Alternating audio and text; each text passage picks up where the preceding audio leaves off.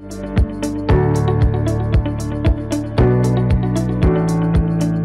pemirsa setia VBiz, jumpa dengan saya Alfred Pakasi dalam program VBiz Market Event Outlook untuk periode 15 sampai dengan 19 Juni 2020. Prospek ekonomi dan gelombang kedua virus. Ya, pasar investasi pada minggu lalu diwarnai dengan beberapa isu.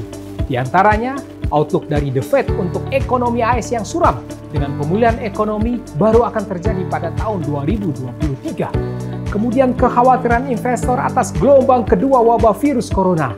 Lalu, fluktuatifnya permintaan antara risk asset dan safe haven.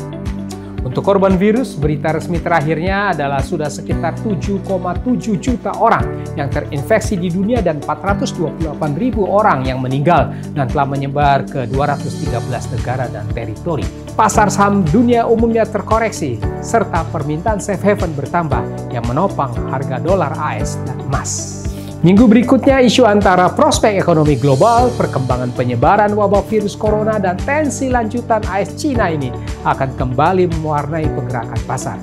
Seperti apa dinamika pasar hari-hari ini? Berikut detail dari VBiz News Market Review and Outlook untuk periode 15 sampai dengan 19 Juni 2020.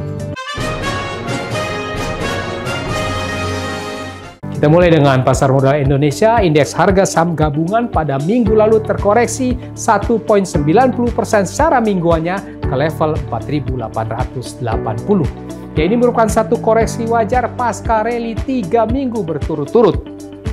Terpengaruh oleh sentimen koreksi karena gambaran prospek ekonomi global yang suram. ISG berikutnya minggu depan kemungkinan konsolidatif antara rebound di support atau profit taking lanjutan.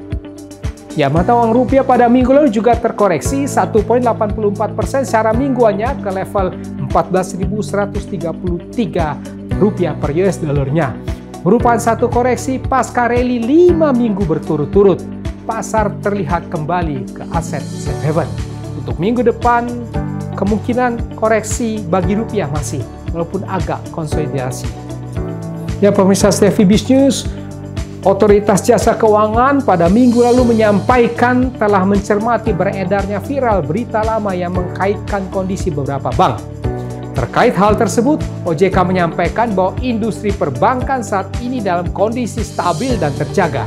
Tercermin dari rasio keuangan hingga bulan April yang berada dalam batas aman atau threshold, seperti permodalan capital adequacy ratio berada di level 22,13%.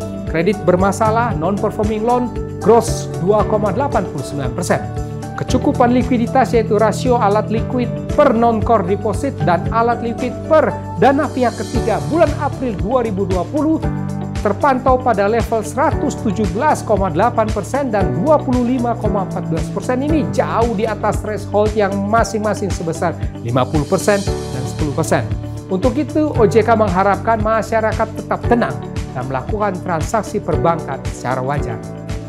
Kita beralih ke pasar forex sekarang. US dollar pada minggu lalu fluktuatif dan menguat rebound di 2 hari terakhirnya. Investor terlihat kembali ke aset safe haven terkait dengan rilis The Fed yang menyatakan bahwa outlook ekonomi AS suram. Lalu ada naiknya pertambahan wabah virus di AS di tengah pembukaan ekonomi. US dollar index menguat tidak banyak ke level 97,09, sementara pairnya euro dollar melemah ke level 1,1255, pound sterling juga melemah ke level 1,2535, dolar yen juga melemah ke level 107,36. Selanjutnya minggu depan US dollar kemungkinan berupaya melanjutkan reboundnya.